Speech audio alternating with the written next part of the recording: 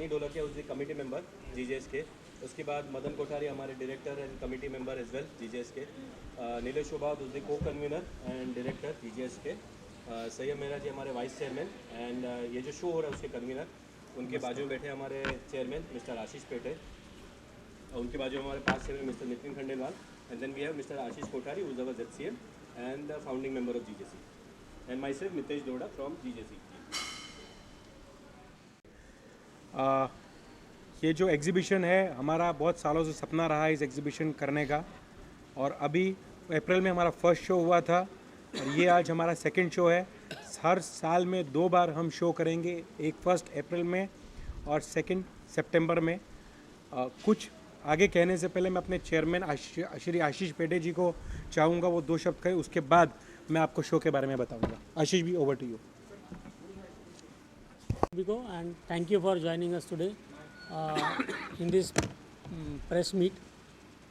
जैसे सहीम भाई ने कहा, हमारे जो फाउंडर सब थे उनका ये सपना था कि हम डोमेस्टिक इंडस्ट्री का रिप्रेजेंट करते हैं, एंड डोमेस्टिक इंडस्ट्री का पूरा होलसेलर्स, मैन्युफैक्चरर्स, रिटेलर्स, कारीगर, अलाइड इंडस्ट्री सबका हम रिप्रेजेंटेशन करते हैं। तो हमारा डोमेस्टिक इंडस्ट्री का अपना खुद का एक शो हो, B2B एक्सपो हो, और वो हमारा सपना अप्रैल में जियो में जीजेएस होने के साथ पूरा हुआ। और उसी सपने को आगे लेके जाते हुए हम सितंबर में हमारा दिवाली एडिशन लेके आ रहे हैं। और ये शो ऐसा है कि it is the show by the industry for the industry. और हमारा जो काउंसिल है that is most democratic council. यहाँ पे हर 200 साल बाद 1/3 नए मेंबर आते हैं। तो जो इंडस्ट्री है उनको भी चांस है कि आगे आके become part of GJC and they can also be a part of this exhibition organising committee. I am really thankful to our convener Sayam भाई, को कन्वीनर नीलेश भाई, and the whole GJS committee for putting up a fabulous show, the first edition in April. And this show, it is now in Bombay Exhibition Center, but you will experience the same kind of facilities and the same enthusiasm from exhibitors as well as from the committee and the full of our team led by Mitesh. And I welcome all the industry from across India, all the delegates from across India to please come to Bombay from 22nd to 25th of September at Bombay Exhibition Center and enjoy this wonderful show called GJS Diwali Edition. Thank you. Thank you Ashish भाई, you give a good insight about the show. अभी show के बारे में मैं सबको बता देता हूँ कि शो जो हो रहा है 22 से 25 ऑफ सितंबर को हो रहा है। मोर देन 400 एग्जिबिटर्स हैं और मोर देन 800 स्टॉल्स हैं। इस एग्जीबिशन से हमारी अपेक्षा है कि 25 से 30 टन सोना और जेम एंड ज्वेलरी बिकेगी दिवाली सीज़न के अंदर, जिसकी वैल्यू 15,000 करोड़ के करीब होगी। हमारे foreign buyers internationally more than 100 buyers आ रहे हैं, और इंटरनेशनल बायर्स को और एक्सपोर्ट जो हमारे मोदी जी का सपना रहा है, मोर देन 150 करोड़ का बिजनेस एक्सपोर्ट मार्केट के अंदर भी होगा। और आने वाले सालों के अंदर आज हमारी एक्सपोर्ट्स $40 बिलियन है। जो हमारे शोज़ हर साल होंगे, हमारा कम से कम आने वाले शोज़ के अंदर पूरे साल के अंदर इंडिया के अंदर मोर देन $15 बिलियन का एक्सपोर्ट्स, ये शो जो आने वाले शोज़ होंगे अप्रैल और सितंबर के आने वाले 3 से 4 साल के अंदर हमारे इकोनॉमी के अंदर योगदान उनका होगा। मोर देन 9,000 विजिटर्स का ऑलरेडी रजिस्ट्रेशन हो चुका है। इसमें कम से कम 2,000 विजिटर्स और स्पॉट में बढ़ेंगे, तो 11,000 से 12,000 विजिटर्स हम एक्सपेक्ट कर रहे हैं इन 4 दिनों के अंदर।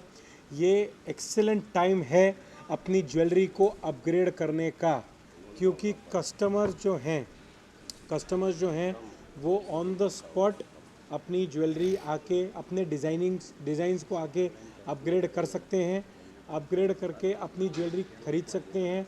आने वाले सीज़न के अंदर दिवाली के पहले सबको रिटेलर्स को बाइंग रहती है, नए डिज़ाइंस की डिमांड रहती है, और वो सब इस एग्जीबिशन के अंदर आके पूरा कर सकते हैं। 2 लाख स्क्वायर फीट के अंदर ये एग्जीबिशन हो रही है। रोज़ के रोज़ जो वाटर का सिस्टम हो, जो खाने का सिस्टम हो, सब कॉम्प्लीमेंट्री जीजेसी प्रोवाइड कर रही है। 2,500 रूम्स जीजेसी ने कॉम्प्लीमेंट्री दिए हैं। 5 स्टार होटल्स में स्टे और मोर देन 1500 रूम्स और भी हमारे जो विजिटर्स जो आउट स्टेशन है उन्होंने बुक किए। बाकी मुंबई के जो डोमेस्टिक विजिटर्स हैं मुंबई के और महाराष्ट्र के छोटे आने आजू बाजू के गांव के सब आ रहे हैं, काफ़ी बसेस लेके आ रहे हैं मुंबई। सो इस तरीके से ये शो हो रहा है। हमने 3 रोड शोज़ किए हैं, फॉरेन रोड शोज़। एक दुबई में किया है, एक बांग्लादेश किया है, लंदन किया है। तीनों रोड शोज़ के अंदर हमारे अच्छे डेलीगेशंस आ रहे हैं बांग्लादेश से, दुबई से और यूके से। सो इन तीनों भी डेलीगेशंस आके अच्छा व्यापार करेंगे इस एग्जीबिशन के अंदर। और मैं जीजेसी के बारे में जैसे आशीष भाई ने बताया कुछ 2 चीज़ें बताना चाहूँगा। जीजेसी के अंदर 3000 पेड मेंबर्स हैं और इसके अलावा मोर देन 70,000 ज्वेलर्स से हम एसोसिएटेड हैं।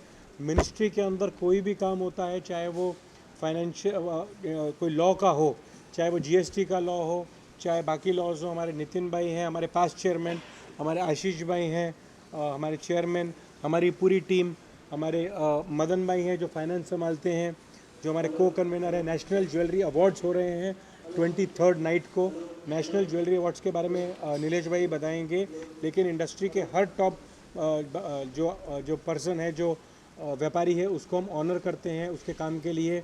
सनी ढोलकिया जी हैं जो डायमंड के बड़ा काम करते हैं, ढोलकिया श्रीकुंज से, कलकत्ता से। उन्होंने भी बहुत अच्छा अपना व्यापार भी संभालने के साथ साथ पूरा समय जेमन ज्वेलरी को दिया है, हमारी इंडस्ट्री को। और वर्धमान कोठारी जी जो जबलपुर से आए हैं, वो भी विजिटर्स का जो पूरा काम है नितिन भाई के अंडर उन्होंने काम किया। राजेश रोकड़े जी अभी नहीं है यहाँ, वो लंदन डेलीगेशन से अभी आ रहे हैं। हमारे साहिल भाई हुए, अशोक मीनावाला हमारे पास चेयरमैन हुए, सब लोगों ने जो हर सिटी स्टेट से लोगों ने यहाँ पर इस एग्जीबिशन के अंदर काम किया है। और जैसे घर का एक इवेंट होता है उसी इवेंट की तरह इस तरीके से काम किया गया है। तो मैं फिर से धन्यवाद देता हूँ सबको। हमारी फिर से कहता हूँ, एक बार मेरी एक बात रह गई, 2 इवेंट होने वाले हैं। 22 रात को ग्रैंड हयात में हमारे ब्राइडल ट्रेंड सेटर्स अवार्ड्स होंगे और नेशनल ज्वेलरी अवार्ड्स 23 तारीख को जियो सेंटर में होंगे, जहाँ फिल्म फेयर अवार्ड हुआ था। सेम जगह पर नेशनल ज्वेलरी अवार्ड्स होगा, उतने ही बजट्स के साथ, उतने ही स्टार स्टडेड और उतने ही तरीके से होगा। नेशनल ज्वेलरी अवार्ड्स जियो सेंटर मुंबई 23 सितंबर को। एक मैं संयम भाई ख़त्म करने के पहले इसका जो टाइमिंग की बात उन्होंने की, मैं उसको एक बार दोहराना चाहूँगा कि जीजेसी ने ये सोच के ही हमने हमारे 2 शो डिक्लेयर किए हैं, क्योंकि जनरली पूरे साल भर में जो बाइंग होता है वो 2 सीज़न में होता है। एक तो अक्षय तृतीया के आसपास जहाँ पे मेन वेडिंग सीज़न आता है, और दूसरा आता है दशहरा और दिवाली के आसपास। तो दोनों सीज़न के 15-20 दिन पहले हमने ये शोज़ अनाउंस किए हैं, ताकि 2 तरह की डिमांड रिटेलर्स की होती है कि एक जो उनको तुरंत ख़रीदारी करनी होती है और आगे 1 महीने के बाद की शॉपिंग करनी होती है।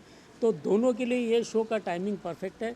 जिसको दशहरे के लिए तैयारी करनी है वो रेडी माल छाट के उनको कुरियर से माल पहुंच सकता है तुरंत, और जिसको दिवाली की तैयारी करनी है वो भी अपना प्लानिंग ऑर्डर दे के काम कर सकता है। और सिमिलरली अप्रैल शो में भी यही वर्किंग से वो काम कर सकते हैं। तो हमने पूरा फीडबैक लेके रिटेलर से बात करके हमारा शेड्यूलिंग हमने किया है। तो ये दोनों हमारे शोज़ की डेट की उसके पीछे की हमारी ये मंशा थी। Thank you. हमारे शो में मैं अभी आपको एक थोड़े आंकड़े और दे दूं। 21 कंपनीज़ है एलाइड सेक्शन मशीनरी की, 27 स्टॉल्स। गोल्ड के अंदर 258 कंपनीज़ है, 554 स्टॉल्स। डायमंड के अंदर 100 कंपनीज़ है, 180 स्टॉल्स। और स्टडेड डायमंड एंड स्टडेड में लूज स्टोन्स में जो जयपुर के होते हैं उसमें 50 स्टॉल्स। यानी कि ये सब चीज़ें जो हैं एक ही रूफ के अंदर आकर एक रिटेलर अपना B2B शो के अंदर पूरी जेमन ज्वेलरी भर सकता है। ओवर टू यू नीलेश भाई, हमारे को कन्वेनर और जो नेशनल ज्वेलरी अवार्ड्स के कन्वेनर। Over to you. उसके बाद हमारे पास चेयरमैन और वाइस चेयरमैन ने बताया कि ये एक ड्रीम प्रोजेक्ट है और उसी ड्रीम प्रोजेक्ट को सक्सेस किया आपने देखा ये अप्रैल में। और इसकी जो टैगलाइन है हमारा अपना शो, ये हमारा अपना शो सिर्फ टैगलाइन नहीं है, इसको हमने वाकई में हमारा अपना शो बनाया है। और इसी को हमारा अपना शो बनाने के लिए जैसे कि जो फीलिंग होमली होती है, जो एग्जिबिटर फेस कर रहे थे इश्यूज़, उनसे ये जाना है हमने और इसको पूरा हमने फील्ड पे उसको लेके कंप्लीट किया हुआ है। जैसे कि सबसे बड़ी इश्यू होती थी पानी की, सेकंड इश्यू होती थी फूड की, तो ये दोनों भी हमने सॉल्व किया है। और थर्डली अच्छे बायर्स जब आते थे तो उनकी रूम्स की भी इश्यू होती थी, क्योंकि होटल इंडस्ट्री में ऐसे होता था कि जब भी एग्जीबिशन होते थे कि होटल के रूम्स जो 7-8 हज़ार में मिलते थे वो शूटअप हो जाते थे 20 से 25 हज़ार की रेंज में। तो ये भी जैसे हमारे कन्वेनर साहब ने बताया कि हमने 2000-3000 जो होस्टेड बायर्स लिए हैं, तो वो भी हमने एक रिटर्न बैक दिया है इंडस्ट्री को। तो इस तरह ये सारा हम कॉम्प्लीमेंट्री में हमारा अपना शो को जो टैगलाइन किया उसमें बना के कंप्लीट किया है। अभी आता हूँ मैं national jewellery award. National jewellery award भी जैसे फिल्म फेयर अवार्ड है, उसी तरह इंडस्ट्री का अपना एक नेशनल ज्वेलरी अवार्ड है। इसमें हमने हर एक का केयर किया हुआ है, राइट फ्रॉम आर्टिशन से लेके दूसरे साइड जो CSR के जो एक्सपेंस करते हैं, तो इसमें हर एक को लिया है। इसमें बेस्ट CSR अवार्ड दिया जाता है, बेस्ट आर्टिशन को अवार्ड दिया जाता है, बेस्ट ज्वेलरी को अवार्ड दिया जाता है। और जो इंडस्ट्री के लिए जो सेवा देते हैं, जैसे कि 4 जोन है, ईस्ट वेस्ट नॉर्थ साउथ, तो उसी तरह gem of the year 4 zone को भी हम देते हैं। और अनमोल रत्न करके भी एक अवार्ड है जो इनके ऊपर है, जो इंडस्ट्री के लिए वाकई में इंडस्ट्री हो गया, अपने समाज हो गया, अपना एरिया हो गया, ऐसे जो सेवा में देते हैं। तो इस तरह वो अवार्ड नाइट हमारा होता है एवरी ईयर। Thank you. तो अभी मैं जो एक बड़े सिटी के अंदर रहने के बावजूद हम लोगों के अंदर नहीं है, अकोला में रहने के बावजूद एक ऐसा विजन है इनका जो आज के तारीख में मान लो अडानी या मनी की सोच भी नहीं हो, उसके बड़ी सोच इनकी है। ये मैं बोल रहा हूँ, वो एक्सपोजर नहीं मिल पाया मेन सिटी में आने का, लेकिन सोच वैसी है। अभी आपको बात करके पता लगेगा। नहीं, सभी चीज़ें सभी लोगों ने बता दिया। मैं सबका स्वागत करता हूँ, ज़्यादा समय आपका नहीं लूँगा। इन्होंने एग्जीबिशन के नेशनल ज्वेलरी अवार्ड के बारे में बताया। अभी भी हम लोग चेयरमैन और अभी एक इम्पोर्टेंट मीटिंग अटेंड करके आए। जितने इंडस्ट्री के इश्यूज़ है उसको लेके गवर्नमेंट को और कैसे प्रोड्यूस करें। लास्ट वीक ही हम तीनों चारों लोग जाके और निर्मला सीतारमण जी से मिल के आए। करीब 22 मिनट हमारी मीटिंग हुई, उसके पहले भी मीटिंग हुई थी। तो इंडस्ट्री के जो इश्यूज़ है, चाहे वो हॉल मार्किंग में हो, चाहे PMLA के अंदर हो, या फिर जो फाइनेंस मिनिस्ट्री के साथ साथ में कैसे लोगों को रियायत मिलता है, HOID, हॉल मार्किंग। और हमने आज अभी क्लियर किया, जो एक मीटिंग थी वो मतलब जो गवर्नमेंट के टच में रहते ऐसे बॉडी के साथ थी, हमने ये क्लियर किया कि जितने इश्यूज़ हमने आपके सामने रखे इसमें हमारा कुछ नहीं अड़ता है, क्योंकि हम सब ऑर्गेनाइज प्लेयर है। फाइनेंस भी अरेंज हो जाता, कस्टमर भी अरेंज हो जाता, सोशल मीडिया से भी हम लोग वेट कनेक्टेड है। लेकिन हम जो all India gem jewellery domestic council में काम करते हैं, जो 70 से 80% लोग मीडियम और स्मॉल है, उनको कैसे अपलिफ्ट करता है, उनको बिजनेस में कैसे सस्टेन करता है, नेक्स्ट जनरेशन बिजनेस में कैसे टिके, ऑथेंटिकल बिजनेस के क्या फ़ायदे होते हैं।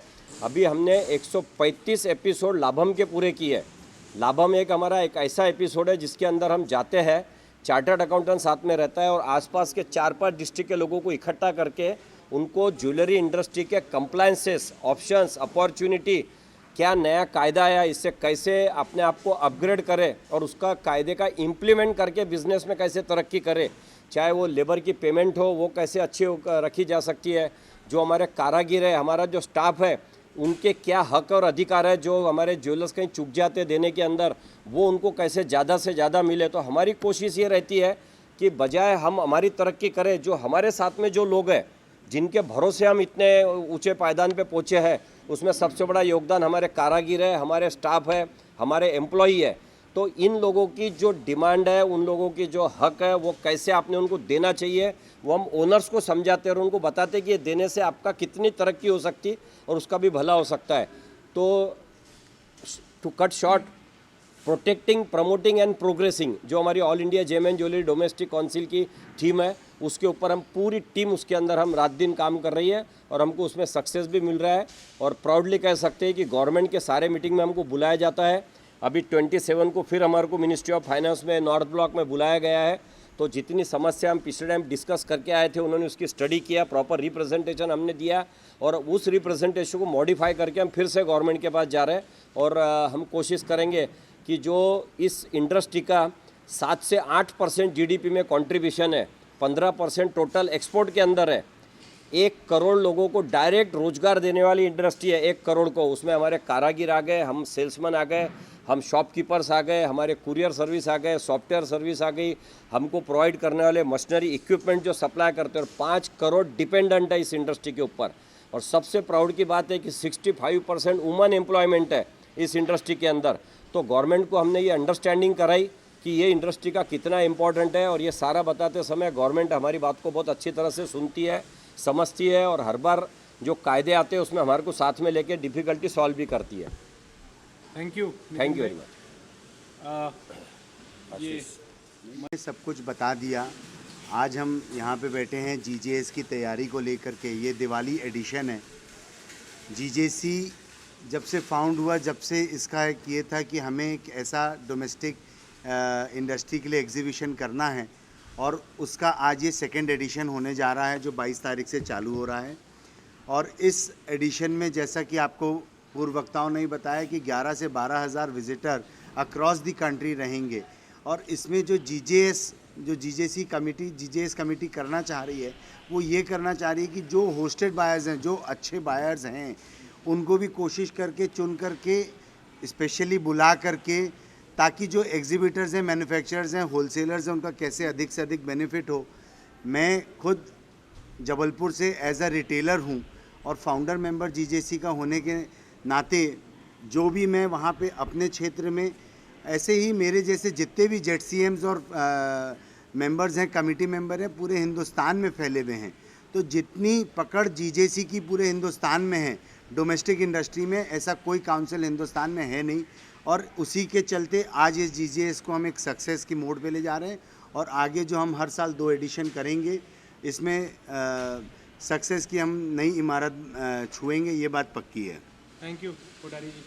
हमारे मदन कोठारी जी जो हमारे फाइनेंस हेड है, बहुत बड़े इंडस्ट्रियलिस्ट हैं। आपने तो और 1-2 एग्जीबिशन मिस कर दिए। कुटीर भी हुआ दिल्ली के अंदर, तो ये बताता है कि सबसे बेस्ट टाइम है कि सारी दुनिया इसी समय कर रही है। जैसे एक साथ दिवाली मनाते हैं, सारा करते हैं, क्योंकि यहाँ से नवरात्र की शुरुआत होती है, तो श्राद्ध पक्ष के अंदर ही होता है। दूसरा जो आपका क्वेश्चन है, मैं समझ रहा हूँ कि आप अच्छे जानकार है इसके अंदर। ये जितने भी शो हो रहे हैं, उनके हो रहे हैं स्टेट लेवल के, जिनके पास में वेन्यू का अधिकार रहता है कि कब आगे पीछे करें। हम लोगों के पास में लिमिटेशंस है कि या तो हम तो जियो में कर सकते हैं या निस्को में कर सकते। यहाँ जो अवेलेबल डेट है उसी में करना होता है। हमने सारे एग्जीबिटर के साथ बात करी है, और धीरे धीरे इस्टेब्लिश हो जाएगा कि ये जो शो है उसके हिसाब से सब अकॉर्डिंगली एडजस्ट हो जाएंगे। और 3 लाख ज्वेलर्स है, उनको भी बिजनेस अच्छा मिला। आपके जानकारी के बता देता, जो एग्जीबिशंस है उनको हमने हमारा लोगो यूज़ करने का दिया।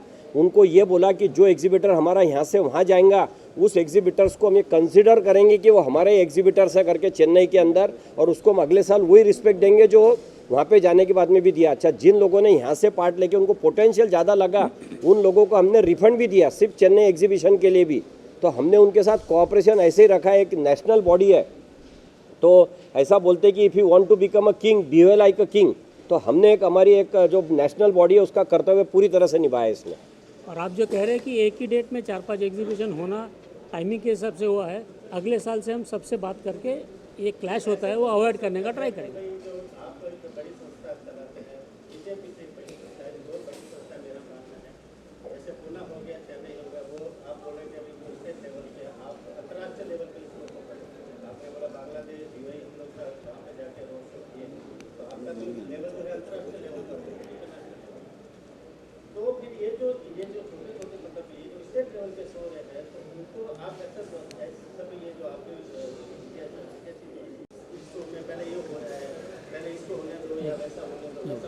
अच्छा, अभी वो बात हो गई उनसे, हो गई वो बात अगले साल। इस साल क्या हुआ है, लास्ट 2 साल में फिजिकल शोज नहीं हो पा रहे थे अपना कोविड के हिसाब से। तो इस साल में बहुत सारे लोगों को इसी साल में शो करने थे, इसलिए सबको डेट्स की अवेलेबिलिटी नहीं थी। हमने पूना से भी बात किया था, लेकिन उनको भी डेट चेंज करने के लिए अवेलेबिलिटी नहीं थी। इसलिए इस साल जो आपको दिख रहा है सिर्फ इस साल होगा।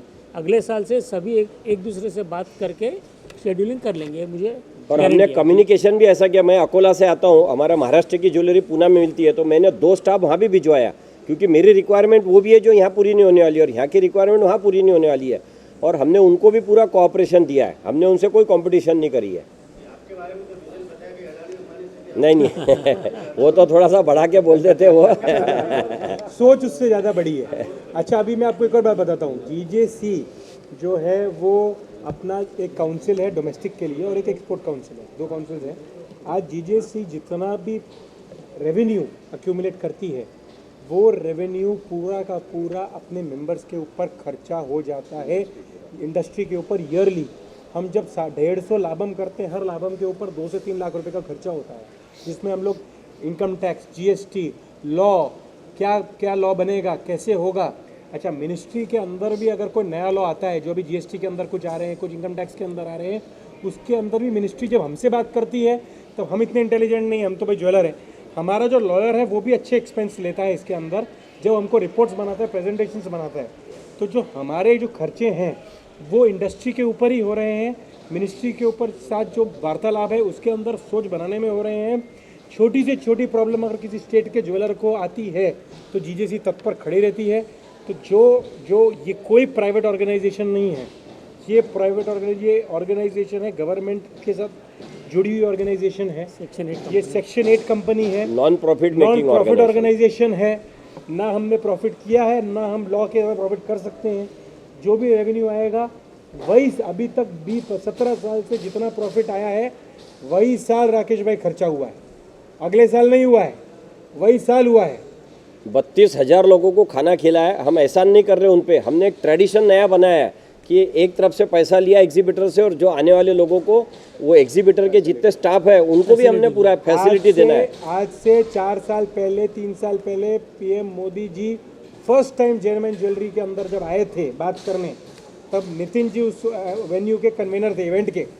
नितिन जी उस इवेंट के कन्वीनर थे जब मोदी जी फर्स्ट टाइम हमारे साथ बात की थी। और अभी जब 7 दिन पहले आशीष भाई ने हमको लीड किया एफएम के साथ बात करने के अंदर, जितनी इंटेलिजेंट लेडी उसके साथ बात करके जीएसटी, गोल्ड मोनेटाइजेशन और सबके बारे में बात हुई। लास्ट हमारा जब अप्रैल का इवेंट हुआ था तब रेल मंत्री दानवेज साहब जी आए थे और जो नितिन गडकरी जी आए थे, 2 जन हमारे सेंट्रल यूनियन मिनिस्टर आए थे हमारे शो का उद्घाटन करने। और इस टाइम भी एक अच्छे मिनिस्टर आएंगे, लेकिन उसका नाम मैं परसों रात को डिक्लेयर करेंगे हम कि कौन आने वाले हैं। एक अच्छे लेवल के मिनिस्टर होंगे जो भी इस इवेंट में आएंगे।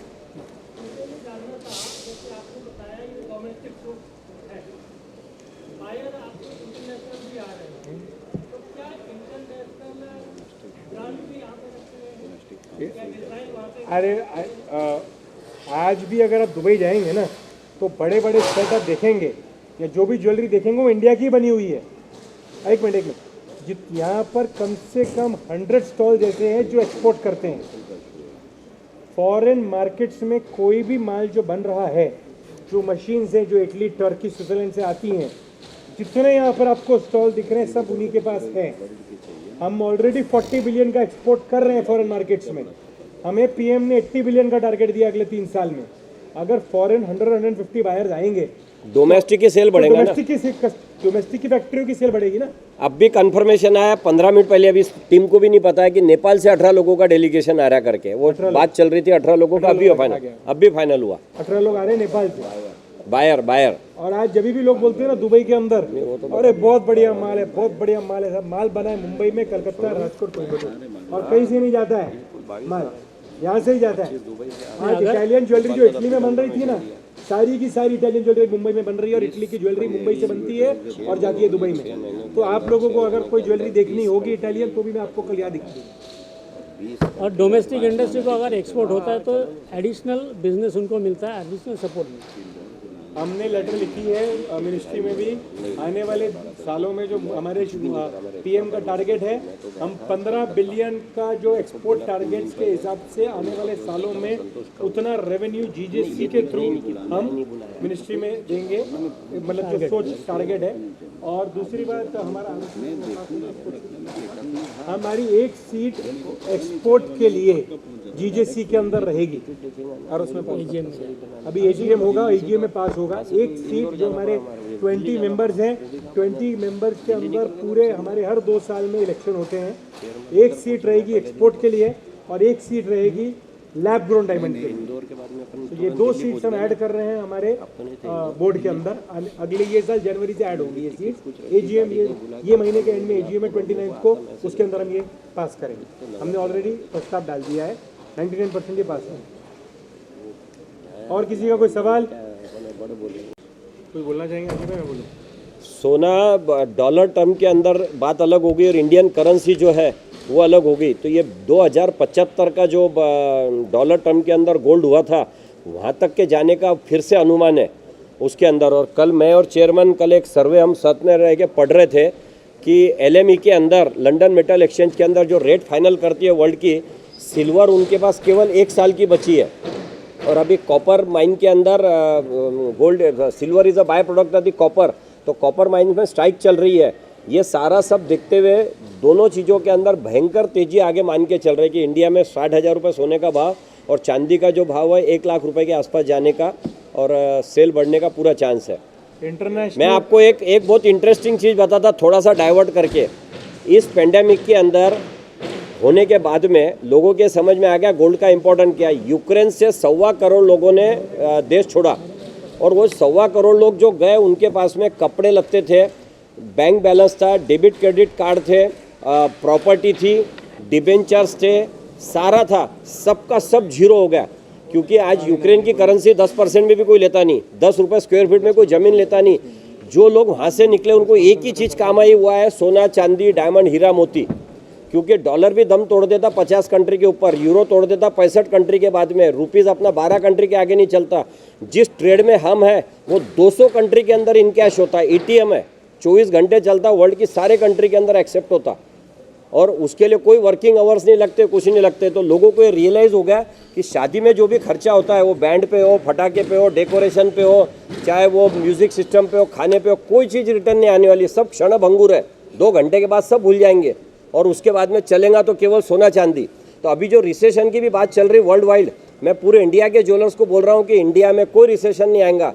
दुल्ला घोड़ी पे नहीं चढ़ता जब तक कि 10 किलो सोना नहीं आएगा जो ठहरे हुआ है। वो कपड़े बगैर ज्वेलरी नहीं, वो नहीं होंगी, चप्पल बगैर शादी नहीं होंगी। तो ये मूवमेंट जो इंडिया के अंदर जो कल्चर है, अपने जो त्यौहार है, चाहे कोई भी समाज के हो, उसकी वजह से जो मोमेंटम आता है, तो इंडिया में कोई रिसेशन आने वाला नहीं है और जोरों से धंधा होने वाला है।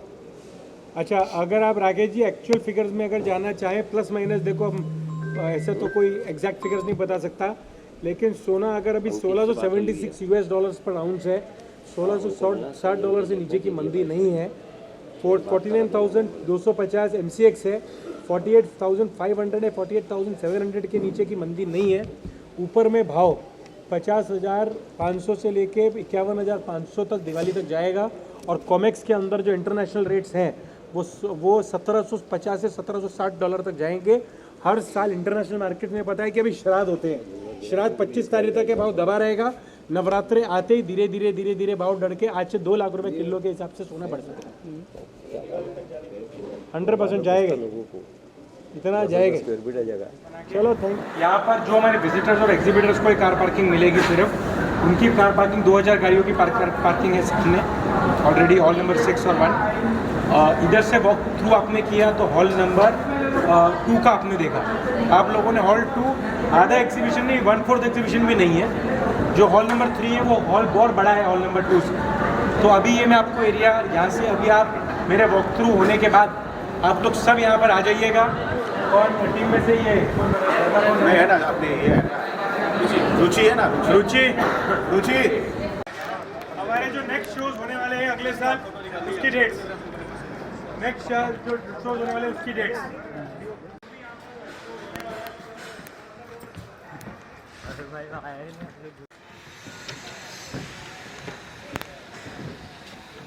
गोल्ड के स्टॉल्स हैं यहाँ पे 558 गोल्ड के स्टॉल्स हैं। यहाँ सारे जो इस साइड से हैं ये कुटियोर के स्टॉल्स हैं, डायमंड के हैं। आगे के जो फर्स्ट सेक्शन है वो है blue stones, colour stone, Jaipur के जो कलर स्टोन आते हैं। और जो लास्ट है वो साइड का हॉल नंबर 2 का लास्ट सेक्शन है। हॉल नंबर 2 का जो लास्ट है वो मशीनरी है। और हॉल नंबर 2 के अंदर भी गोल्ड के स्टॉल्स हैं और सिल्वर के भी स्टॉल्स। पूरा gold and silver hall number 2 में है, और लास्ट तो में अलाइड है। अलाइड है। इस बार हमारे 800 स्टॉल हैं, क्योंकि हमें 2 ही हॉल मिले हैं। हॉल कर रहे हैं हमारे 1700 स्टॉल रहेंगे अप्रैल में, और उसके बाद जियो के अंदर हमारे 1400 to 1500 स्टॉल्स रहेंगे। सो ये है, जैसे हमने सबको बताया कि हमारे ये एग्जीबिशन एटलीस्ट 30 टन का बिजनेस बनाती है पूरे आने वाले 15 मिनट के लिए। कुछ अनाउंसमेंट मत करो। तो ये एक शो ऐसा होगा जिसके अंदर आने वाले हमारे एग्जीबिटर हैं अगले 3 महीने के लिए पूरे बुक हो जाएंगे। तो ये सोच से हम चल रहे होगा। एक यहाँ सेंट्रल स्क्वायर पे एक कैफेटेरिया है, ये एक कैफेटेरिया है, कैंडलर लगा हुआ है, वहाँ पर भी दोनों साइड कैफेटेरियाज हैं। और एक लास्ट में जो यहाँ से दिखेंगे आप, अभी चलो चलते हैं, वहाँ पर फूड का कम से कम रोज़ के 6000 लोग खाना खाएंगे, वो दिखाते हैं। जितना फूड सर्व होगा, रोज का 6 से 7 हज़ार लोग यहाँ पर रोज खाना खाएंगे 12 बजे से लेकर 4 बजे के बीच में। तो सारी फैसिलिटी जैसे बताया है सब यहाँ पर उपलब्ध है। ये जो कैफेटेरिया है वो इनॉग्रेशन होगा, वीआईपी मूवमेंट सारी यहाँ पे ही होगी और लेफ्टलोन का भी एक सेमिनार है। तो यहाँ पर सारे हमारे इनॉग्रेशन से लेके सब चीज़ें यहीं होंगी। और जो हमारे सेमिनार है 5 सेमिनार 22, 23, 24 को सेमिनार जो होंगे वो इसी रूम के अंदर होंगे। 5000 स्क्वायर फीट का रूम है और 400 आदमी के बैठने की जगह, ज़्यादा ही।